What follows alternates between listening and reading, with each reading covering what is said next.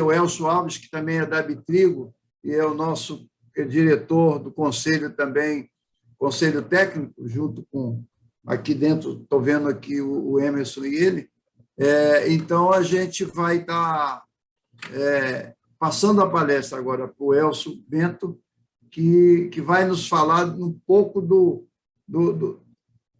mercado de trigo. A gente vai anotar aí, quem quiser anota no papel, se tiver alguma pergunta, ele faz a apresentação e depois a gente faz as perguntas. Porque durante a apresentação dele, se ele autorizar, Elcio Bento, sim. Diz o Elcio Alves que você é um santo, porque além de nome Elcio Bento, então é Elcio dois santos. Aí ele falou, se permitir, nós vamos fazer, faz a palestra, depois a gente abre um debate, porque no tempo da palestra, que será gravada, se você disponibilizar, se você permitir, depois a gente disponibiliza no site da BIP para mais pessoas poderem estar acompanhando. Então, eu passo a palavra para o Elcio, seja bem-vindo, muito obrigado pelo carinho de vir. E agora, por favor, fale que o trigo vai abaixar, que a gente não aguenta comprar trigo caro do Mauro, que está aí. Então, por favor, é contigo. Obrigado, Paulo. Obrigado, presidente, pelo convite. A minha palestra, só para saber, tá tranquilo para vocês aí? Está aparecendo os slides? O som está bom? Sim, está perfeito. Então tá. Bom, vamos lá então para essa nossa conversa. Gostaria mais uma vez de agradecer o presidente e a atenção de todos aí da BIP que me fizeram esse convite. E, bom, o objetivo aqui é falar um pouquinho sobre esse mercado de trigo, e eu já passo colocando esse gráfico aqui, quando o Paulo dizia aí que não aguenta mais comprar trigo caro. E, de fato, a gente vê que a gente já vinha numa situação de recuperação de preços, que os senhores podem ver aqui nessa primeira ascensão, que nós saímos aqui de um patamar de preço que estava aqui em $4 por bushel, isso é $145 por tonelada, e tinha dobrado o preço, estava em torno de $8 por bushel. E isso era uma resposta, basicamente, à situação de quadro de aperto no abastecimento. É um ano apertado, a gente já vai ver no quadro de abastecimento global. Só que depois nós tivemos uma explosão, essa explosão que saiu dos 8 foi chegar lá nos 14. E isso foi uma situação pontual da guerra na Ucrânia, a invasão da Rússia à Ucrânia, que trouxe uma incerteza muito grande ao mercado. O mercado estava já numa situação de aperto, grandes fornecedores estavam com pouco trigo, e de repente veio um fator que simplesmente tirou a racionalização, o racional do mercado. Não se sabia o que ia acontecer, né? Eram dois grandes fornecedores e o mercado foi pego de surpresa. Trigo é um ativo negociado em bolsa, e muita gente também aproveita para ganhar dinheiro nesses momentos. E foi isso que aconteceu. Nós tivemos uma forte ascensão das cotações, que foram romper aquele patamar que nós tínhamos lá em 2008, lá na bolha das commodities em 2008. Então, uma elevação muito forte, saindo aqui, se a gente for pensar nesse menos de um mês, saiu do patamar abaixo de $300 para chegar até $500.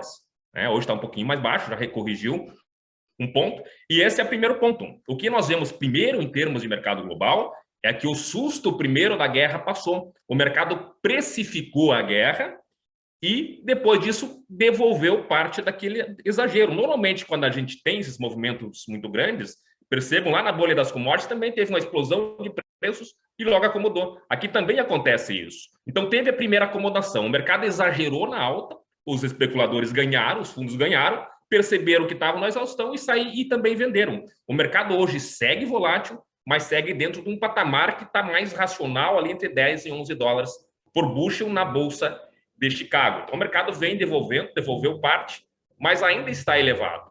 E se a gente não tivesse a guerra, os preços deveriam estar aqui entre $8 e $9 por bushel. Então, o que a gente pode dizer ainda é que o fator guerra continua impulsionando as cotações. Sempre que a gente tem alguma negociação no lado de um avanço em relação à paz, os mercados, os preços acomodam, já chegaram a operar até abaixo de $10.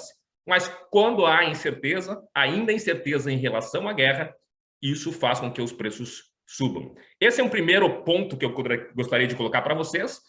E aí, como eu ouvi falar agora há pouco, mas a gente praticamente não compra trigo na Rússia e na Ucrânia, mas os efeitos são muito fortes aqui no Brasil. A gente é só passageiro desse mercado de trigo. Eu sempre gosto de colocar nessa situação, nesse diagramazinho aqui, para imaginar ou para perceber que os preços aqui no Brasil, que a gente paga pela farinha, pelo trigo em grão aqui, eles vêm de fora para dentro. O que acontece lá no mundo, em termos globais, o que aconteceu na guerra, por exemplo, reflete nas bolsas norte-americanas. Essas bolsas norte-americanas refletem em todo o mundo, inclusive no Mercosul, que, dada uma taxa de câmbio, vai chegar aqui no Brasil.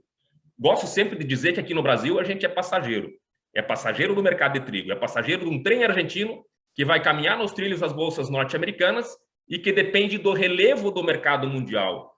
E esse relevo do mercado mundial, recentemente, nos levou lá para o Everest, para as maiores cotações que a gente já teve. Percebam, então, dentro desse gráfico aqui, se a gente levar em consideração aqui a Bolsa de Kansas, eu uso mais Kansas aqui porque é um trigo mais panificação, mais parecido com o argentino, né? Que a gente, quando a gente compra nos Estados Unidos, é o trigo hard, é o trigo Kansas, panificação. Então, vejam só, quando esse trilho da Bolsa aqui em amarelo sobe, o trem argentino vai junto e a gente caminha dentro desse trem. Recentemente aconteceu isso, os preços foram lá para cima, a gente precisou acompanhar, os preços na Argentina subiram. A atenção que eu chamo é que os preços na Argentina de negócios indicados chegaram até 411, 410 a 415 dólares por tonelada. Hoje eles já estão a 370, então o mercado está acomodando. Acomodou um pouco, passou o susto.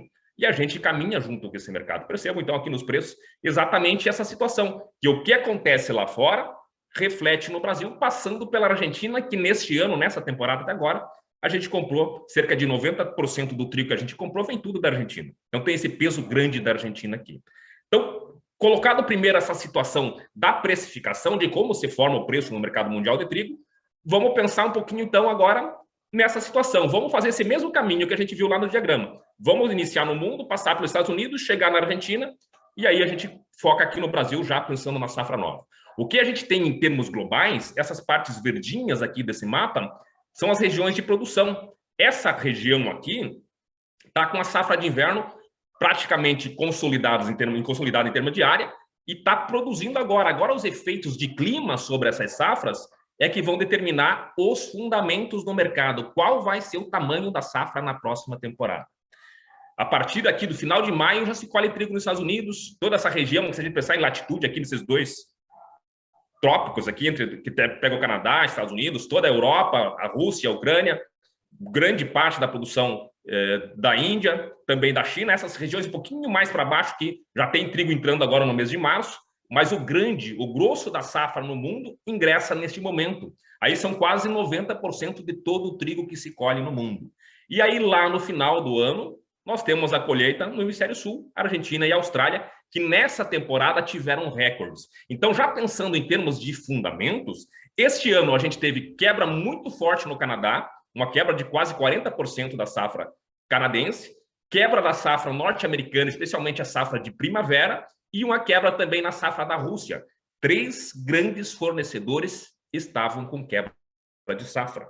Foi isso que fez os preços, lá naquele primeiro momento que a gente viu, saltarem de 6 dólares para um patamar de 8 dólares, tendendo a 9 dólares. Isso era fundamento, isso era antes da guerra, perfeito? E o que compensou parte dessa alta foram os recordes de produção aqui no Hemisfério Sul, de Argentina e também da Austrália, que colheram recordes. Mas aí veio a guerra, e com a guerra, grande parte... É bom a gente colocar algumas coisas em relação à guerra. Primeiro, este ano comercial que a gente está falando, eles começaram em junho de 2021 e encerram em maio de 2022. E a guerra ocorreu no final, na segunda quinzena de fevereiro. Então, boa parte da comercialização dessa safra já tinha ocorrido antes da guerra. E no pós-guerra, gerou-se muita incerteza em relação ao que ia acontecer com o comércio na região. Os portos da Ucrânia, em grande parte, foram fechados. O comércio no Mar Negro ficou muito restrito, mas os portos da Rússia continuaram funcionando. Não na mesma intensidade, não eram todas as vendas que estavam saindo normalmente, mas continuaram na intensidade. Se a gente pensar em termos fundamentais, o que a guerra trouxe em termos de abastecimento? Aumentou o consumo em função da guerra? Não tem por que aumentar. É um produto de consumo humano que vai continuar sendo consumido dentro de uma normalidade. aumentou-se, você trouxe algumas incertezas quando você traz essa instabilidade geopolítica, a necessidade ou a intenção de alguns países pensar em segurança alimentar. Mas não tinha muito o que fazer porque estava com pouco trigo no mundo. Então, se a gente pensar que Rússia e Ucrânia ficassem fora, efetivamente, do mercado internacional, para esse restante de safra que tem, em termos globais, os estoques estarão em termos globais, continuarão aqui, continuarão dentro do planeta, só que estarão presos dentro da Rússia e da Ucrânia, se não for comercializado. Então, em termos globais, os estoques continuariam iguais, mas Rússia e Ucrânia teriam mais trigo dentro de seus países. No momento que a guerra cessasse, seria a alternativa de abastecimento desse trigo que estava lá represado. O problema é que, no curto prazo, precisou-se haver um realinhamento da demanda. E realinhar a demanda para onde? Para os Estados Unidos, que praticamente já não tinha mais trigo, que os preços já estavam lá em cima. Canadá, que praticamente não tinha mais trigo. A própria Rússia está ali dentro, mas tinha menos trigo. Quem acabou suprindo boa parte dessa demanda, desse deslocamento da demanda, foram os países do hemisfério sul, Austrália, Argentina e até o Brasil. Nós exportamos trigo como nunca este ano, mas depois da guerra teve uma nova busca de trigo gaúcho. E a França, que também é um grande exportador, também supriu um pouco dessa demanda. Isso trouxe ou realinhou o abastecimento do trigo para a temporada 2021-2022. E a dúvida fica para 22-23. Por quê? Será que vai produzir trigo na Ucrânia com todas as terras, regiões que estão sendo tomadas, invadidas pela Rússia? Será que há condições de se produzir dentro da Austrália? Alguns números que nos trazem aqui, o Suevicon, é uma consultoria da Rússia, prevê uma queda de 19% da produção da Ucrânia, e a APK, que é uma consultoria ucraniana, uma queda de 28% na sua produção. Mas é cedo para a gente dizer, porque a gente não sabe a intensidade, a real situação interna e de quanto isso vai efetivamente afetar a produção nessas regiões. O que se sabe até agora, por exemplo, pelos números da Suevicon, é que a Rússia produziria 85 milhões, 10 milhões a mais, e essa queda de 19%, seria uma queda de 6 milhões na Ucrânia. Então, estaria reequilibrada a oferta dentro desse período. O que a gente pode dizer com isso, senhores, é que, encerrada a guerra, e a nossa expectativa é que isso aconteça logo, nosso desejo, na verdade, né? Não é nem expectativa, o desejo é que isso aconteça logo, tem um prêmio de preço para ser ainda amenizado. Esse é o ponto, então, em termos de mercado global. Percebam que os números os estoques globais, em 2014, 2015, era de 226, hoje estão em 282. Já não estão lá nos quase 300, mas ainda é uma relação de estoque-consumo de 35%. Ou seja, os estoques de 282 atendem 35% desse consumo. Então, tem muito estoque ainda global. Se a gente for caminhar, visitar um pouco os grandes exportadores, percebam, isso é safra que encerra agora em maio. A Rússia tinha uma redução do saldo exportável de 7,1 milhões de toneladas, isso já colocado aqui pelo USDA, a expectativa do que aconteceria no pós-guerra. Os Estados Unidos recua a sua participação no mercado global em 5 milhões, e o Canadá, onde a quebra foi muito forte, em 10 milhões de toneladas. Foram a menor presença desses três países que já faziam o trigo subir. Havia tendência do trigo operar mais alto do que no ano anterior. Mas aí veio um fator exógeno ao abastecimento, que poderia trazer reflexos sobre o abastecimento, é bem verdade, que é a guerra, e tirou o mercado do seu leito normal. Imagine um rio dentro da normalidade, começa a chover demais, e a gente está numa enchente, os preços ainda estão em patamar de enchente. E, claro, cessada a guerra, a tendência é que esse mercado retorne ao seu leito normal, que é um leito normal que traria esses fundamentos para essa temporada. Por outro lado, olha aqui a União Europeia com mais trigo, especialmente a França, que é o grande exportador. A própria Ucrânia já estimando aqui uma redução do saldo exportável, já em função da guerra, tinha um grande saldo. E a Argentina e a Austrália com seus saldos. O primeiro relatório que o USDA colocou depois da guerra mostra o quê? Uma expectativa de redução de 4 milhões das exportações ucranianas e 3 milhões da Rússia. Como seria suprido essa ausência de 7 milhões e dois grandes fornecedores? Um dos pontos que o USDA aponta é que haveria uma redução, um encolhimento do comércio internacional. As exportações globais como um todo reduziriam em 3,5%. E outros países, principalmente a Austrália, a Índia, coloquei aqui o Brasil também, só para mostrar essa presença que é mais que o USDA considerou a mais de importação para o Brasil, de exportação, perdão, mas a Austrália e Índia, dá para colocar a Argentina também, aí seriam os países, ou são os países que estavam atendendo esse deslocamento de demanda. O que a gente viu mais recentemente é que os grandes compradores de Rússia e Ucrânia são países do norte da África, do Oriente Médio principalmente, e quem está atendendo em grande parte esse país, Egito, por exemplo, é um grande comprador, tem sido em grande parte a França, além, claro, de outros países em que há a busca desse abastecimento. Perfeito? Mas então o que a gente vê? Quem que tem muito trigo no mundo? Por que impacta tanto essa presença ou essa guerra na Rússia? Olha só, Austrália e Ucrânia tiveram nessa temporada 35% de todo o trigo que tinha disponível para vender. Aqui nós temos a distribuição dos principais exportadores e a gente vê a Rússia era quem mais tinha trigo e a Ucrânia já aqui com números atualizados, era o quarto maior saldo exportável de produção em relação ao consumo. Aqui não é efetivamente estimativa de importação e exportação, mas quanto que consumido, por exemplo, o que os russos consomem, além do que consomem, sobra 33,4% para vender no mundo. Depois, a União Europeia, Ucrânia, olha os Estados Unidos com um saldo muito pequeno, os Estados Unidos vem reduzindo muito a sua produção de trigo, as áreas plantadas, na verdade, seus saldos exportáveis. A Argentina, muito próximo dos Estados Unidos este ano, e superando o Canadá. A gente sabe que essa ordem normal aqui na América é Canadá e Estados Unidos, dividem esse primeiro lugar aqui, e depois vem a Argentina. Então, a Argentina está bem posicionado. E olha, o Cazaquistão também é um grande fornecedor, que está aqui no Mar Negro, muito próximo aqui da Rússia e da Ucrânia. Então, é mais um país que poderia estar aí trazendo esses reflexos de incerteza sobre os preços em função da guerra na Ucrânia. E quem precisa comprar? Do lado da compra, o que tem de diferente nesses países aqui é a China. Normalmente, nós vimos essa listagem que eu faço aqui dos 10 maiores aqui. Duas coisas dá para reportar aqui. Primeiro, que nós normalmente víamos o Brasil já foi o maior importador de trigo. Ocupou o segundo lugar por algum tempo. E agora já não está aparecendo nem nos 10 maiores importadores, quer dizer que a nossa produção está melhorando e atendendo um pouco mais do que normalmente, em termos globais, ele atendia. Antes a gente era mais dependente, hoje tem países, seguimos dependentes, mas tem países que têm avançado mais, têm aumentado a sua dependência. Então, o que chama a atenção aqui é a China. Por que a China normalmente não está nesse patamar de comprador, de déficit de produção em relação ao consumo? Neste ano, então, em função do ano passado, principalmente, uma utilização muito forte de trigo para ração animal, o milho estava muito caro, tinha escassez de milho. Isso foi um problema aqui no Brasil também, num certo momento, agora já reequilibrou.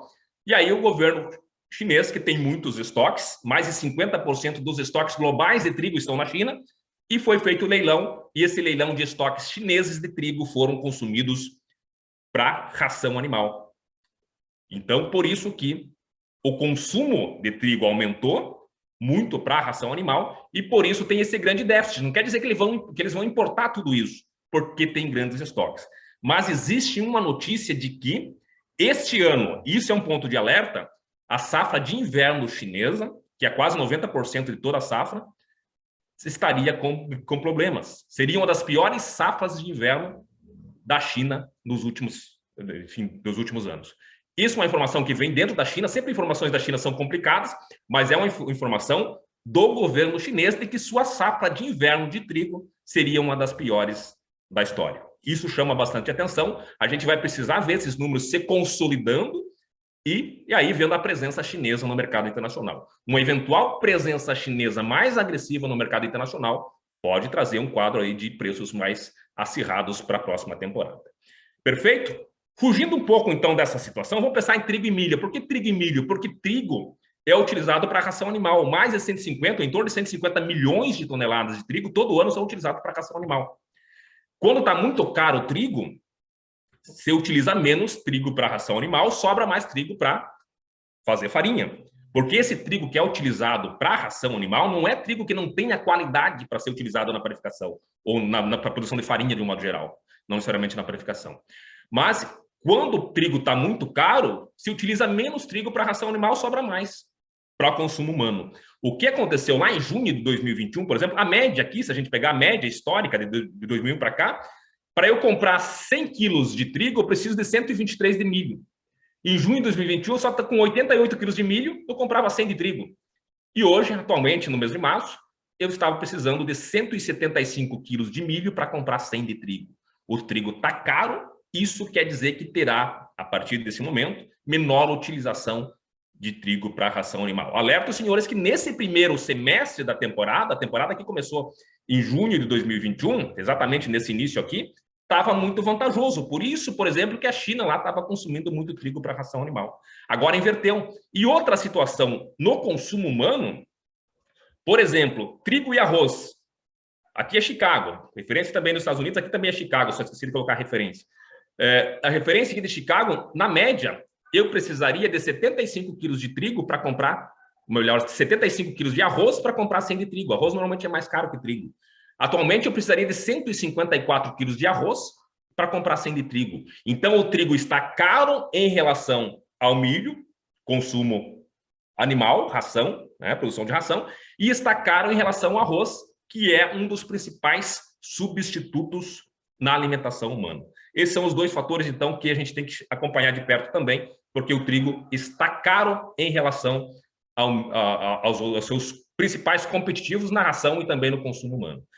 Quando a gente vê, para fechar o quadro global, que nós estamos vindo de fora para dentro, aqui um gráfico que mostra a relação estoque-consumo mundial, que a gente viu que está lá em 35, e os preços aqui, esse verdinho mais claro, na Bolsa de Chicago. Percebam que quando a relação estoque-consumo sobe, os preços caem.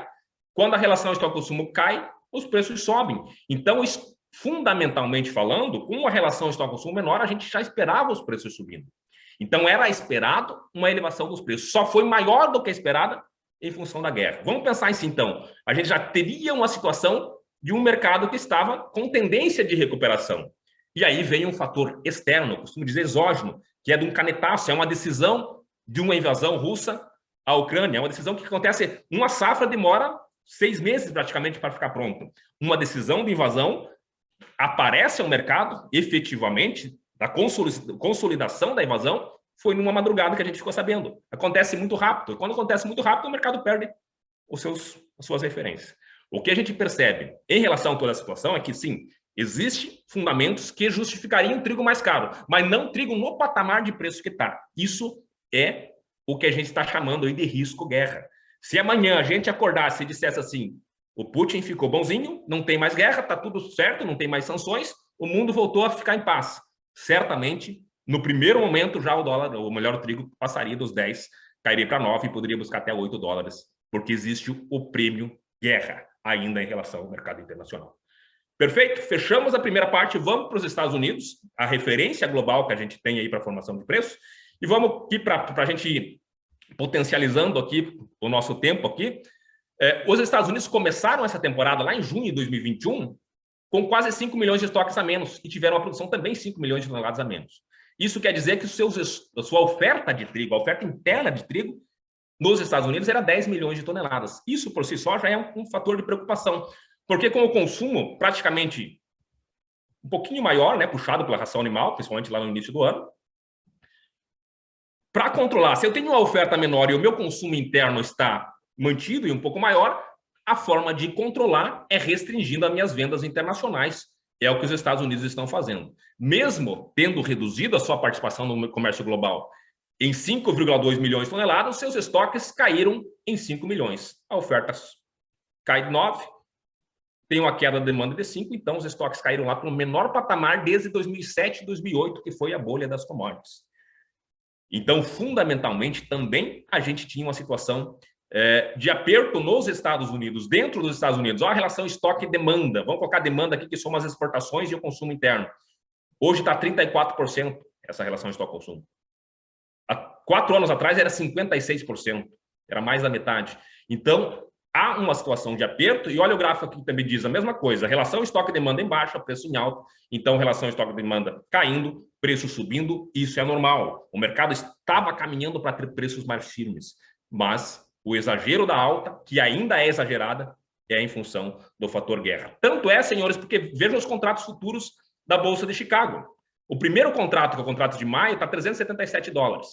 Depois, para julho, que já é safra nova, 373, 370, 360, e vai caindo. Traz uma tendência de queda. Normalmente, quando a gente vai ver contratos futuros, a gente vê os contratos mais curtos mais baixos e os mais longos mais altos. É o normal quando se traz a valor presente um contrato futuro. Tem o custo de carrego.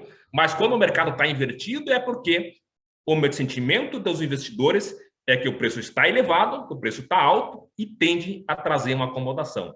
Essa acomodação seria basicamente em função do fator guerra, mas o mercado está invertido. Perceba, vai lá dos 370, vai cair para 350 dólares, numa situação em que aqui vai entrar uma nova safra, e mesmo com a entrada da nova safra, se espera que no mais curto os preços estão mais elevados. Isso é mais uma sinalização do que o fator guerra é levado em consideração.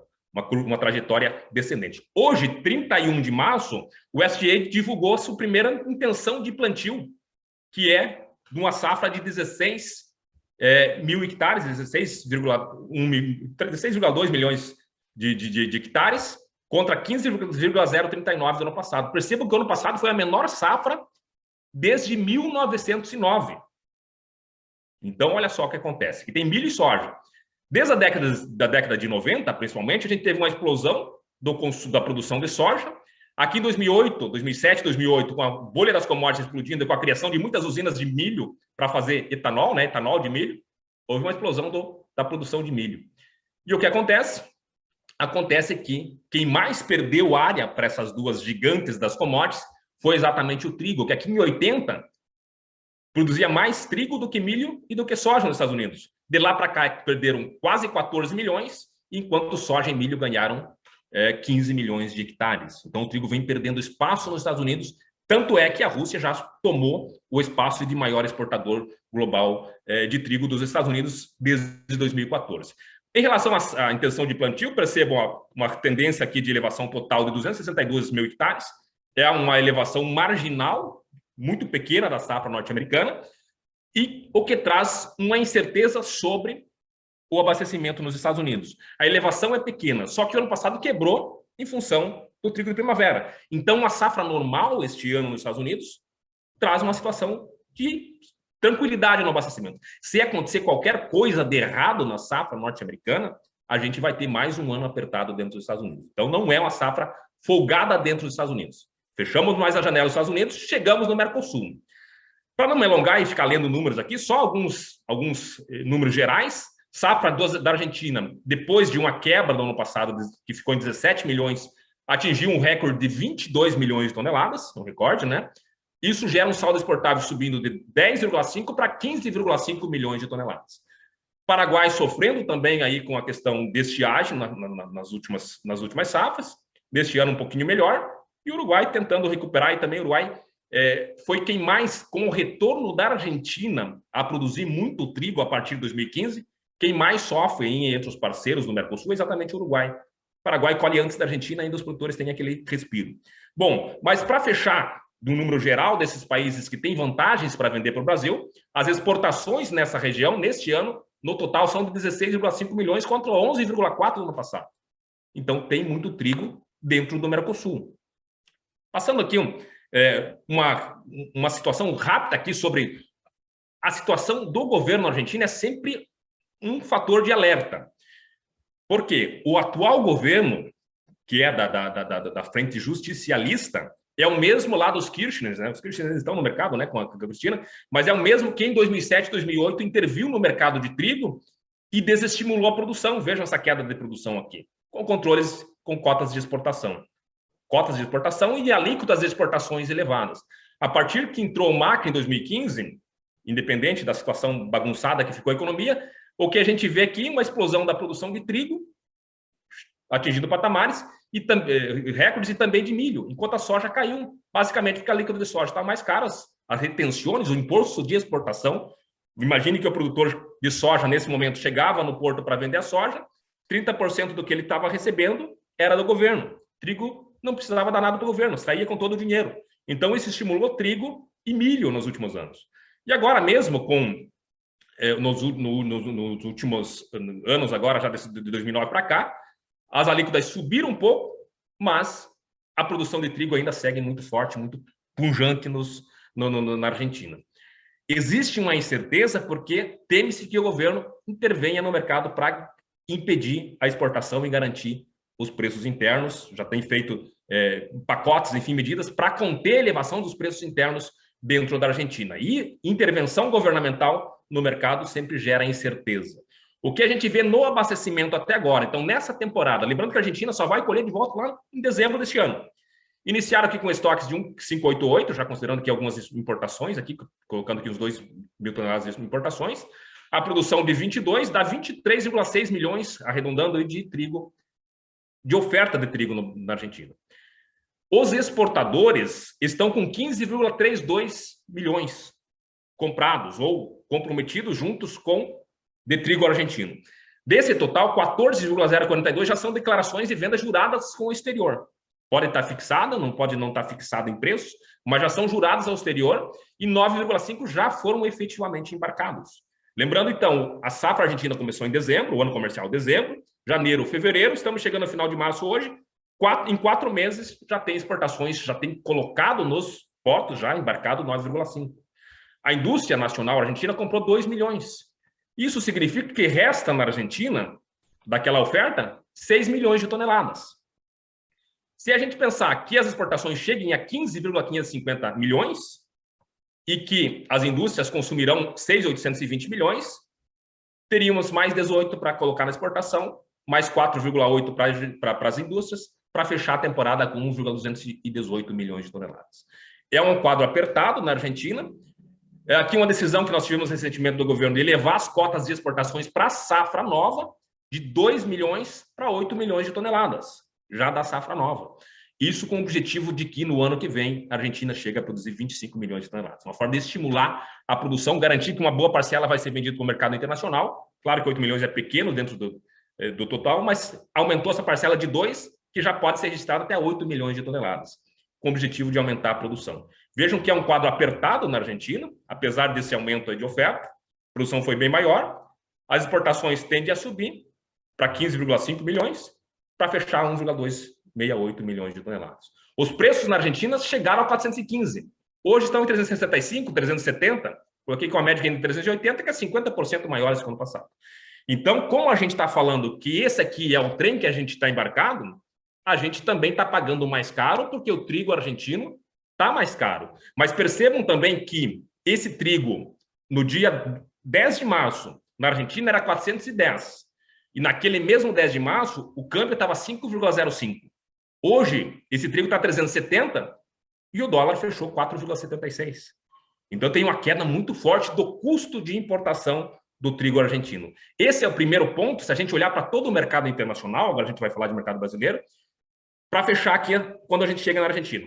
Os preços subiram com o susto da guerra, acomodaram após o susto da guerra, e tem espaço para cair ainda um pouco dentro do nosso mercado, se a partir do momento que se finalizar a guerra, tem mais um degrau para descer.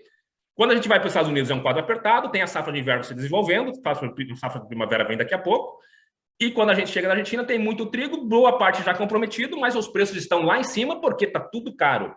A gente está seguindo lá o trilho das bolsas norte-americanas, o trigo da Argentina vem seguindo esse trilho e nós, passageiros, estamos aqui dentro. O bom é que o câmbio, o bom em termos de preço, o câmbio já fez com que os preços caíssem. Tanto é que os preços no Brasil, que já chegaram a ser de 2.100 na região de produção, teve negócio reportado a R$ 2.100 por tonelada, hoje, na casa de 1.900 no Paraná já é a realidade, e no Rio Grande do Sul, 1.800 até abaixo de R$ 1.800 por tonelada. Então, o pior da elevação de preços no mercado brasileiro, se for pensar em termos de produtor, o produtor perdeu o trem quem não vendeu até agora, porque não existe mais grande espaço para elevação de preço, mas vamos falar um pouquinho mais depois.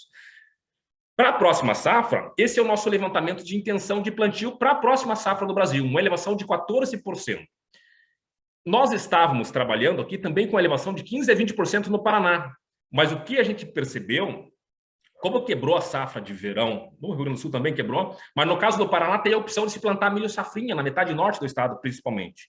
E a safra de soja encerrou cedo, e tendo encerrado cedo, o pessoal aproveitou e foi forte para o milho, que também está com preços excepcionais, muito cedo. E assim não conseguiu, não teve assim, uma elevação grande da quantidade de área plantada de trigo. Mesmo assim, nós temos uma elevação de 14%, que seria a segunda maior área de trigo plantada, menor só do que lá de 85 e 86, mas lá em 85 e 86, ainda dentro daquela intervenção governamental, era a produtividade muito menor, por isso o potencial de produção para esse ano seria de 9,8 milhões de toneladas.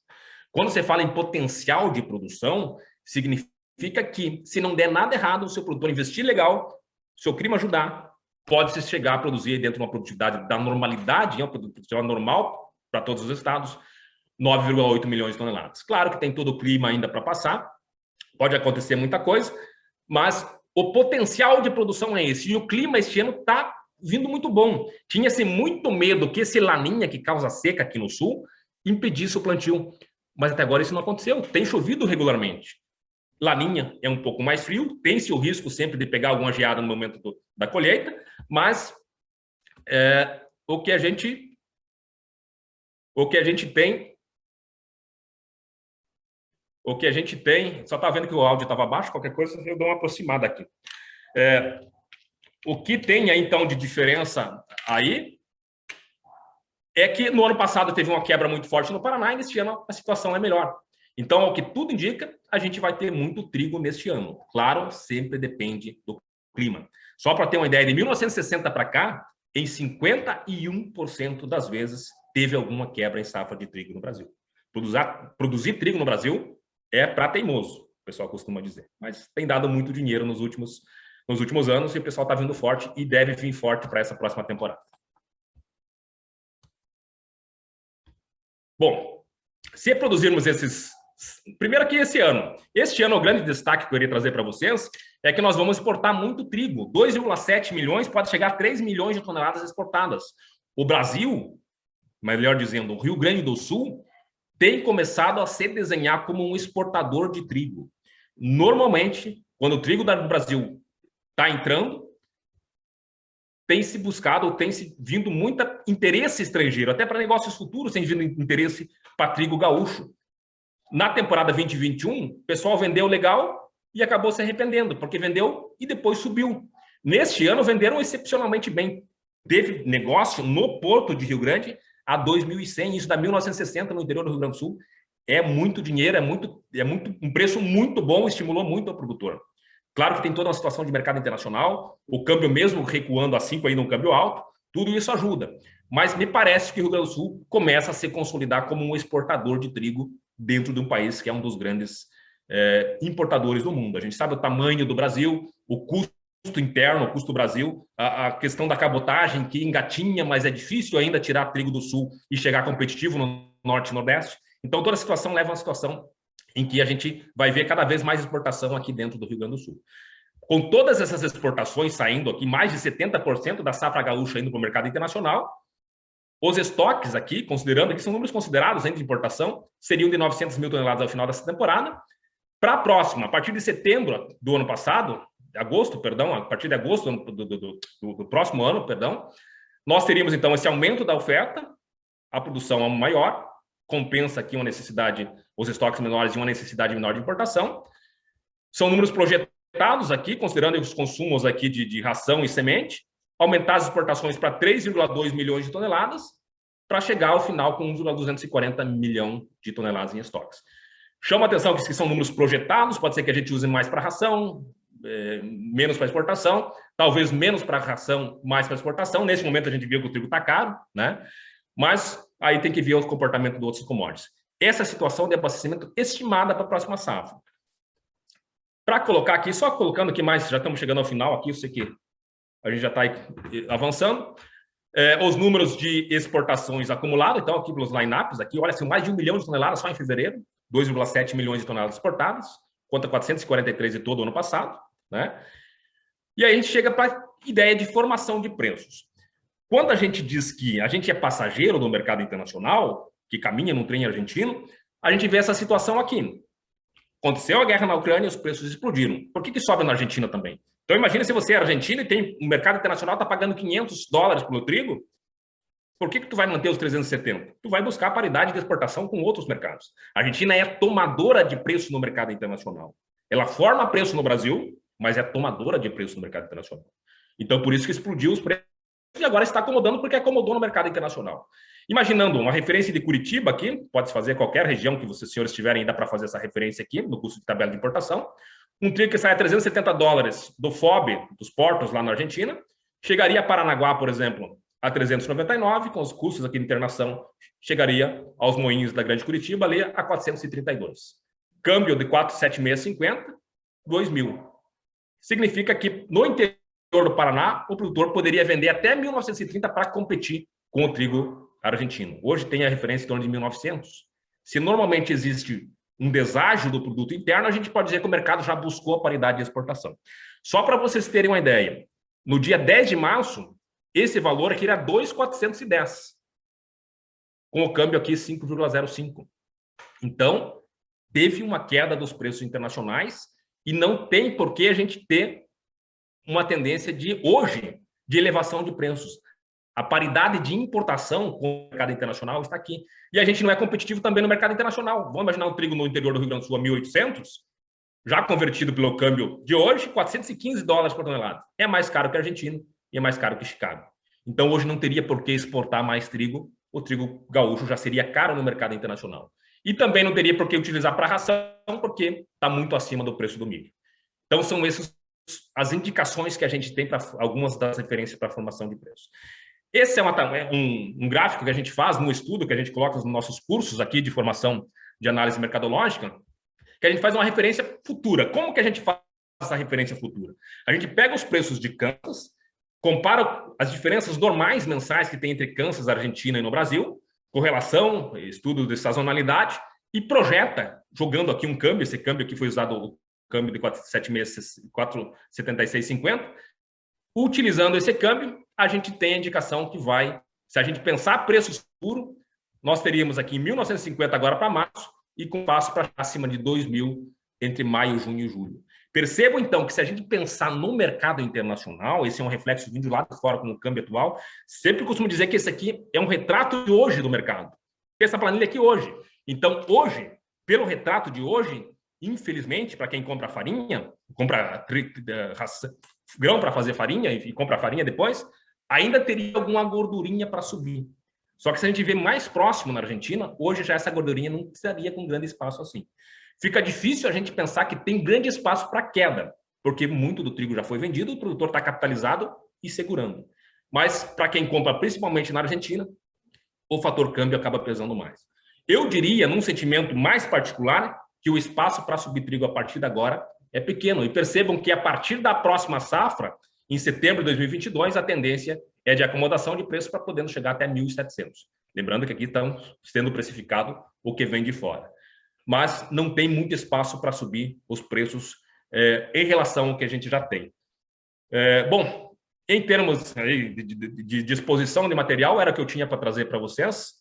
Passo a palavra, não sei se é para o senhor presidente Paulo Meneghelli, e para eventuais perguntas estou à disposição dos senhores.